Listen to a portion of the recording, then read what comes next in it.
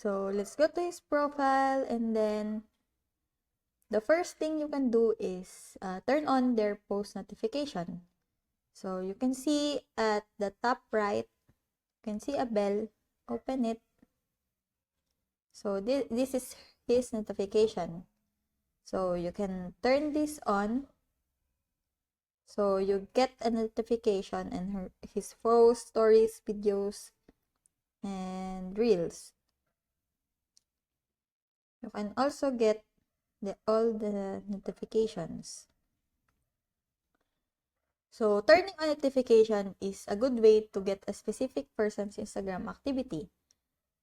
The next way is going into their tag photos. So you can go here at the third one. So you can click on their photos. Look at the captions. So turning on notifications and looking at tag photos are both great ways to see specific person's Instagram activity. And then if you go back to your feed,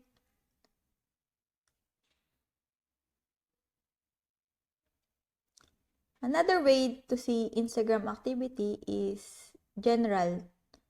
So to scroll through to my feed,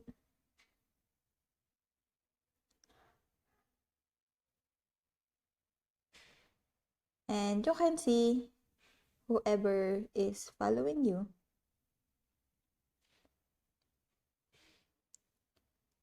You can see if they like a post. So for example, this one, like J.R. Rose Caspe, like Joseph Bonifacio's post. So these are the three things, are the closest things we have to Activity tab and Instagram right now. So I hope this video helped you. If you have any comments or questions, please leave them in the comment section below.